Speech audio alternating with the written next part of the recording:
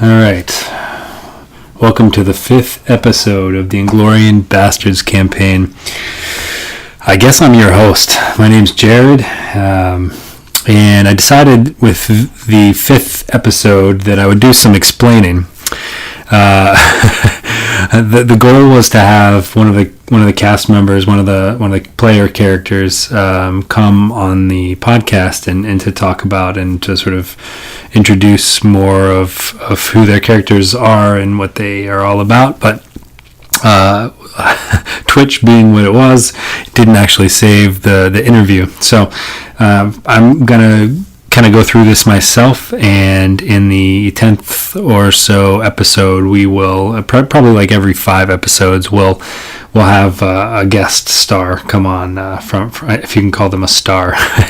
We'll have a guest come on the show and sort of talk about the previous episodes.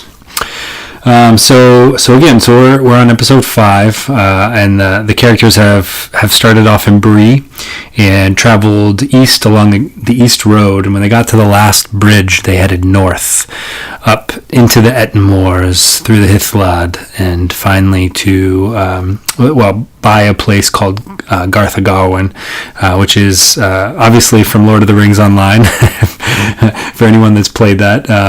And even the Red Maiden, Naruhel, who is referenced in, I think it was episode 2, or possibly even episode it was episode 2.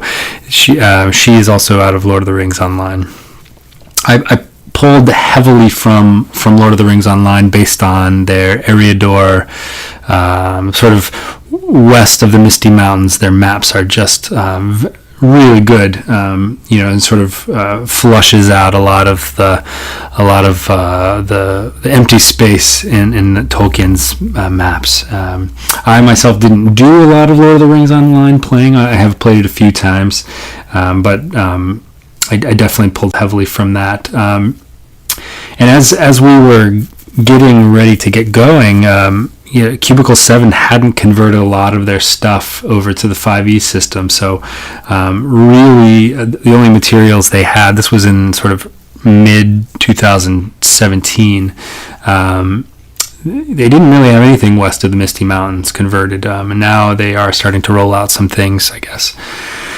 Hopefully at some point on this podcast I can get somebody from Lord of the Rings Online and Cubicle 7, the makers of Adventures in Middle-earth, to come talk about their products and to talk a little bit about their inspiration for the content that they've created. But I'm kind of getting off track here. So ultimately, by the end of episode 3, we're in a place in Hordale called Toliskarnen, and by the end of the 4th episode, the battle is over in Toliskarnen, and it's the battle we say in the episodes are referred to the Battle of Rue Limdal, or the battle that discovery of wicked secrets, I believe, is the literal Sindarin translation. So that brings us up to the end of episode 4. Now, let's talk a little bit about the format. For those of you who might have guessed that these episodes have been pre-recorded, like I said, all the way back to 2017, and we played from anywhere from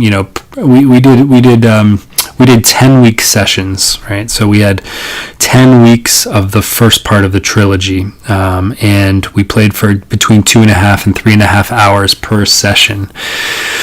So those 10 sessions from this first part of the trilogy, I guess the average podcast consumption time is around 22 minutes. So my goal was to sort of break things into 20 to 40 minute increments, depending on sort of where it made sense. And so, those 3-hour sessions could easily be broken down into 3 to 5 episodes, cutting out dead space and whatnot.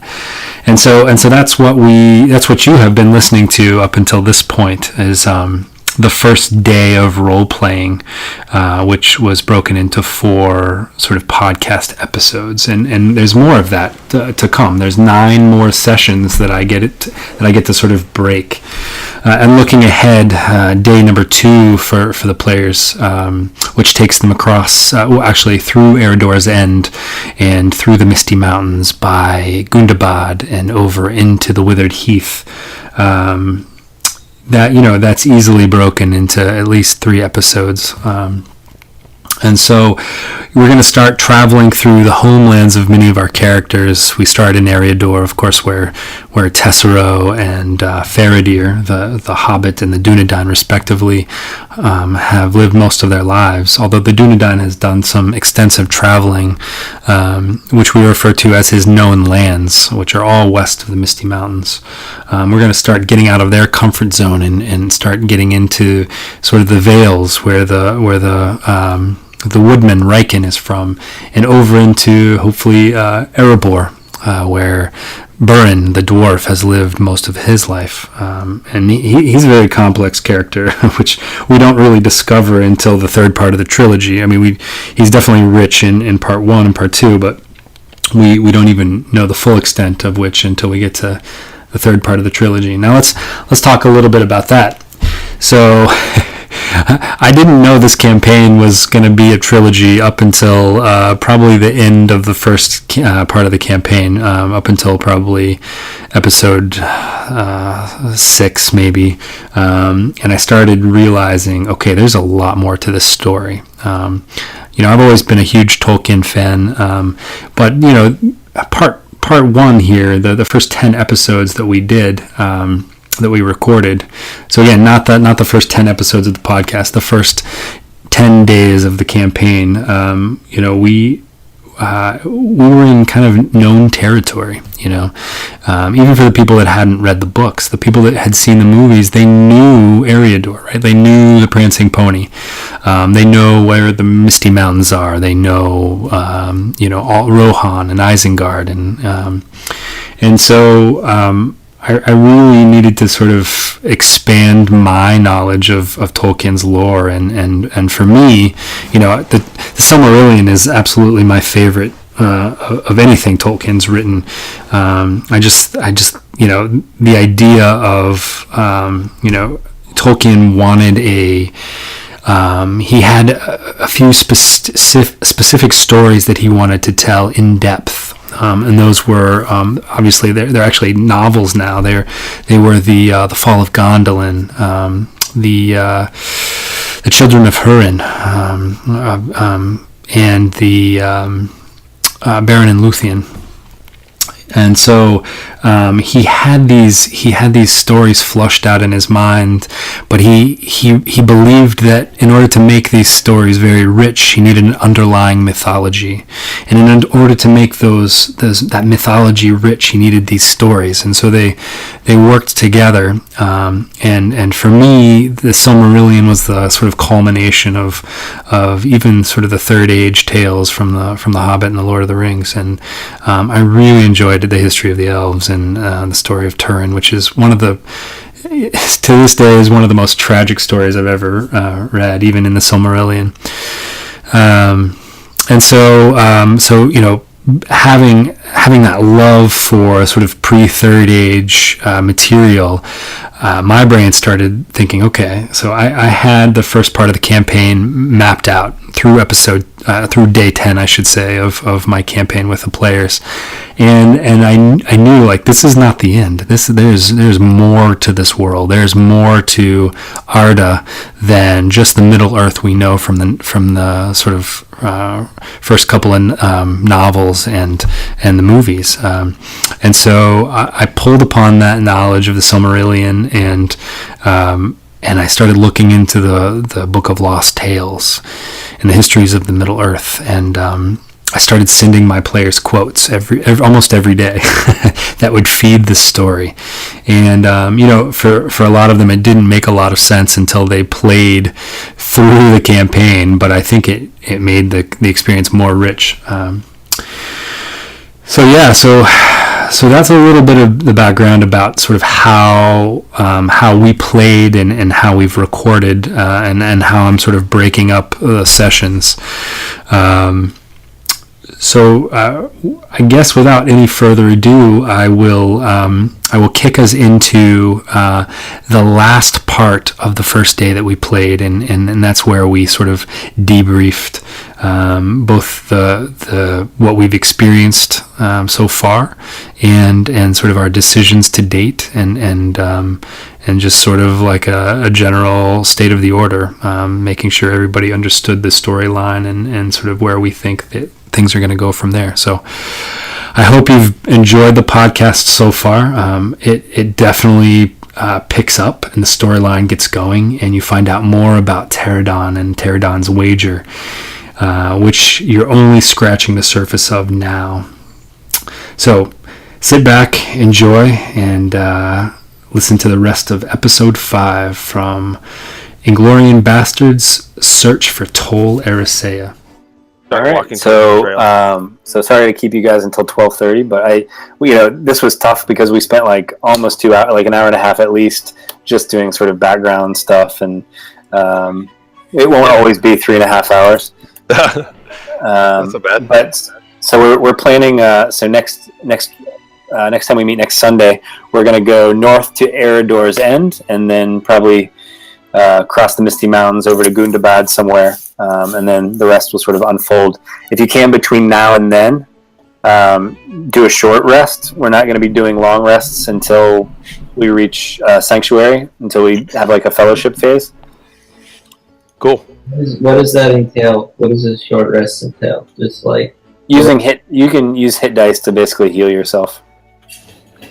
Marco can walk you through it, or I can stay around and you get extra hit dice from Christian and I. Yeah. Or from Sprague and I. I don't know who it was that has the Christian. Yeah, but just keep in mind, like, as you use these things, that you don't know when the next time you're going to get a fellowship phase is. That's the thing about this Middle Earth campaign, is like you're going to be accruing shadow points. You're going to be basically expending all of your resources by the time you get to the fellowship phase. Oh. What's with the extra hit dice? You get 1 extra hit dice for short rest. Yeah, I give you a D6. Christian? What do you give him? One of their hit dice. Okay. They just don't have to. They can use it, but they don't have to like expend it. Yeah. It's something they can use every short rest, basically. Yeah. Yeah. So 1d6 and then one of your hit dice to recover. And we can use it every short rest? Yeah, these are things that he and I can, their abilities. So before you guys go, I'll read a little description. Eredor's End is located at the spur on a spur of the Misty Mountains, high aloft. The scenery is in stark contrast to the green valley below, as the terrain is white and frozen. Good stuff. Yeah, Marco, do you want to share what killed Eredor and likely your grandfather? Trolls? What kind of troll, do you know? Mountain trolls? Yeah. Oh, great. You guys have encountered 2 different kinds of trolls already. A stone troll and a cave troll, I think it was. Yeah. So these trolls have nothing to do with the first trolls that we saw, though, right? That's too far away. No. This is a different breed entirely. Good. This breed that you've seen, I'll show you what a mountain troll looks like. They haven't been hanging out with goblins, have they? It's actually called a hill troll in this. Mm-hmm. So hill troll, you'll recognize them. Oh, yeah. Yep. From Return of the King. Trolls. Yep. All right, guys. What'd you think? It's cool to be playing with the Lord of the Rings stuff. I think we got to get the hang of all the different sub rules, though. Yeah, it's definitely been fun. So, what do you mean, Josh? I think we have rules. Well, I think we mulled over like embarkation and all that kind of stuff early on. I think that was just, like you said, a little bit of lag for trying to get introduced to the characters, introduce what we're actually doing, and all that kind of stuff. Yeah. I mean, we didn't take that long in specifically in embarkation stuff, but we kind of hung out for like an hour and a half at the beginning. So it was fun. I mean, I had a good time. I think the next time is going to be much smoother, though. It's usually how it goes, right? Yep. And I think there'll be more like this session. I was trying to tell you that, the origin sessions, like, we're all in places that we've seen before or heard of, for the most part. But I think you're going to spend probably the first 3 days in places you've never seen or heard about. Cool. Where do I find how much I hit? I want to know why our canon is a hobbit. What? Our cannon, you mean? Yeah, our canon. That's what I said. I want to know why our canon is a hobbit. How did this happen? Yeah, eventually he'll lose that inspiration. So he won't get the sneak attack unless he's surprising somebody or unless somebody's within 5 feet of the enemy he's attacking. All right. Okay. Oh, that's because he was inspired this whole time. He's like an assassin, essentially. That's awesome. All right. Cool. It was fun, guys. Thanks. All right, guys. Yeah, that was awesome. Next Sunday. All right. All right. See you guys. Thank you, Jay, for putting this together. You got it.